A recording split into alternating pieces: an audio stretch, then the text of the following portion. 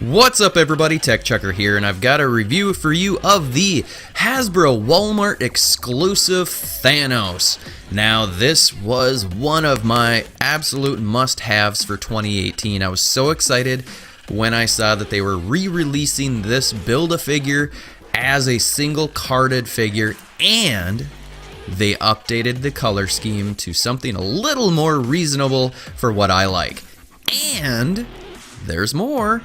And it comes with the Infinity Gauntlet, which is awesome. So let's go ahead and crack this thing open and take a closer look. Okay, let's take a look at the articulation first on this figure, because for the most part it's decent, but it is not amazing by any means. But his head is on a ball hinge, and he is able to look up about this far. It's actually not too bad, and he's able to get his chin down about this far. Not too shabby, could be a little better, but he's got good side-to-side rotation on that neck, no issues there, and basically no tilt. Nothing. You're not getting anything out of that, no matter how hard you try. In the shoulders, he's got a ball hinge, and he's able to get the arm out all the way. That's great. He's got full rotation for the most part. Yeah, full rotation. He has an upper bicep swivel. That works pretty good.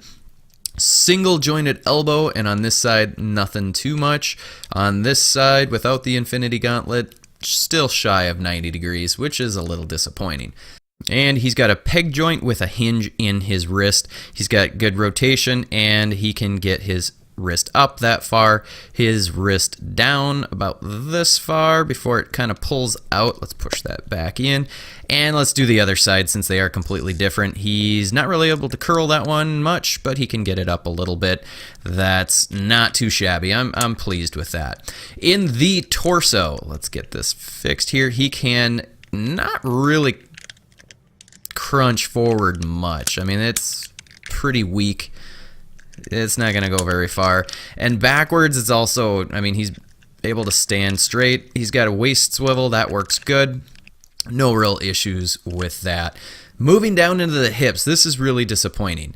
And I didn't realize this because I haven't finished the original BAF. But there's basically no splits. I mean, unless mine is just frozen, it's not going anywhere. He can kick forward about this far. If you push it, you can get it a little bit further, but it's not going 90. And he is able to kick back about this far. That's not too shabby. There is an upper thigh cut. That works good. No real issues with that. He has double jointed knees. Those work pretty decent, but you're only going to get a little over 90 degrees. Not very much. It looks like it should go further, but the way that it's sculpted, it's not going to go any further. Let's just try this side. Yeah, that's as far as it's going to go. He's going to go about 90, and that's it. There is an upper boot shin cut. Mine are really, really loose, which is disappointing. He has a hinge in the ankle. Forward is okay. Back is pretty good.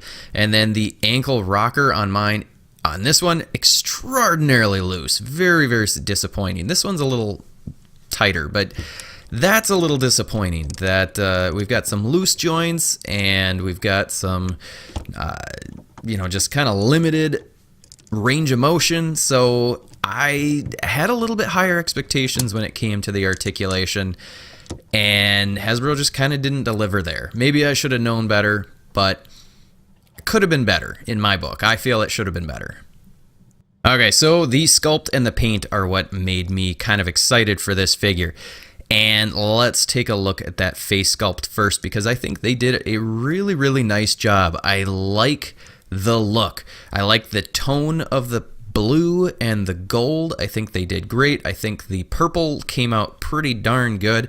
It is a little darker than the original, but that's fine. I like all the silver accents that they did throughout the figure.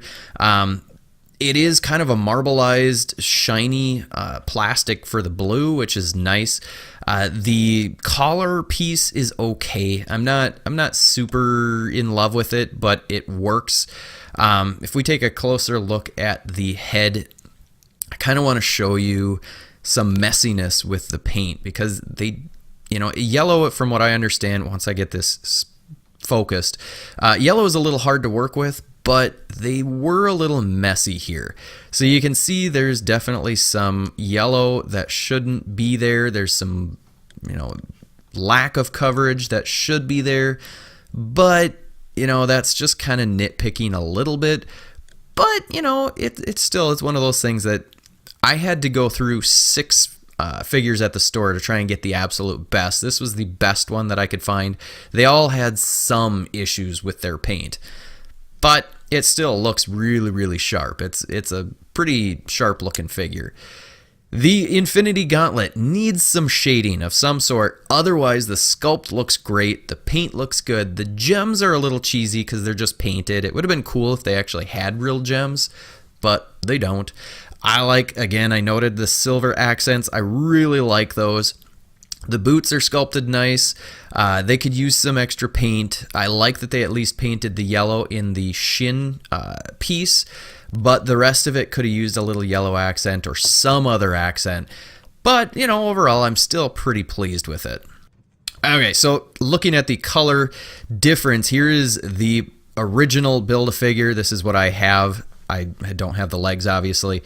The face is definitely a lighter purple. I like the darker purple. And he has pupils. The new one does not have pupils, and I kind of like not having the pupils. I don't know. What do you think? Do you like the pupils or no pupils? I don't like them. So this collar piece, I'm not like I said, I'm not in love with it. I don't like how it just constantly pops out. Maybe if it was the pegs were actually such that they would kind of pop in and stay in. See what it looks like without it on, because you're not gonna display him without that on. He looks kind of dumb without the collar on. So you're gonna just have to deal with it. Like I said, if those pegs had kind of a rib thing around it so it would pop in and stay in, that would have been so much better. It looks good when it's on the figure. It's just kind of cumbersome. All right, let's pull out the trusty ruler and take a look and see just how tall this figure is. Now, if you have the original Build-A-Figure, it's the exact same figure. He comes in around 7.5 inches, roughly. If I can get the angle right for you to see, it's about 7.5. Not super huge. Even for a Build-A-Figure, it is, I would say it's almost on the smaller side, but let's do a size comparison. We've got Captain America here. He is bigger than him, which is exactly what we do need. Thanos isn't a huge character necessarily, so I'm happy that he is bigger. He doesn't need to be completely huge like the Marvel Selects are. That's actually why I've held off on buying the Marvel Select, because that one I think is just too big. But side by side with Captain America, I think it looks pretty darn good.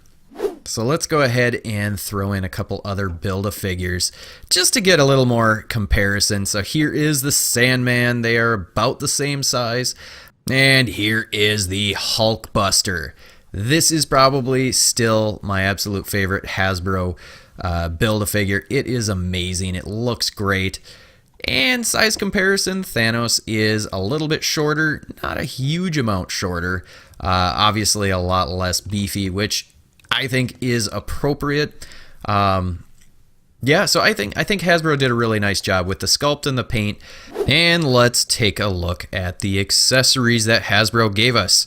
They gave us an alternate head. So the head on him is a kind of grimacing, and this one is just him solemnly sitting there staring, which I like it. I like both of them. I'm gonna display him with the grimace, but same basic paint issues. It is a little sloppy with the yellow, but let's pop this off and take a closer look at what he looks like, just solemnly staring into your soul, about to destroy you. That looks good. I really like it.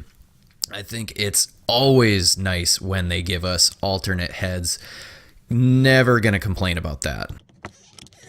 And let's go ahead and pop this off. I kind of wanted to see what the original head looked like on this figure. Obviously the blue and the gold don't really match. Yeah, this is not something that you're gonna display him with.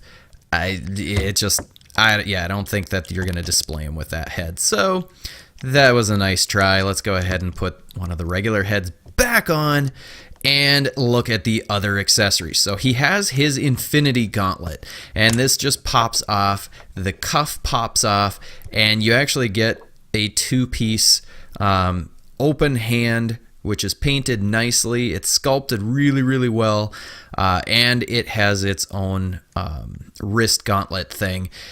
Push that in, and boom, he doesn't have the gauntlet anymore. But you kind of gotta display him with the gauntlet, right? I mean, that's how I'm gonna display him. So it's nice to have that extra piece, but what would be better is if we had an open hand for his right hand. Yes, you can have him holding it. I don't know, maybe like that. If you can take a picture so that you're hiding the peg, maybe. But it might have been nice to be able to have him not have a fist hand also. So maybe two hands would have been nice to get as accessories. But in the end, this was originally a Build-A-Figure, and they gave it to us as a single carded figure at $18.95 or whatever Walmart charges. So I can't complain too much. I like the color scheme. I like the sculpt. I'm really glad to be able to have this and not have to try and finish the old one. Let me know in the comments, what do you guys think of this figure? Did you get it? Do you love it? Are you having a hard time finding it? I know a lot of folks have been looking for it and not finding them. I lucked out and was able to get them. Alright folks, there you have it. I hope you enjoyed this review. If you did, hit the like button, hit the subscribe button if you haven't already, and until next time, I'll see you later.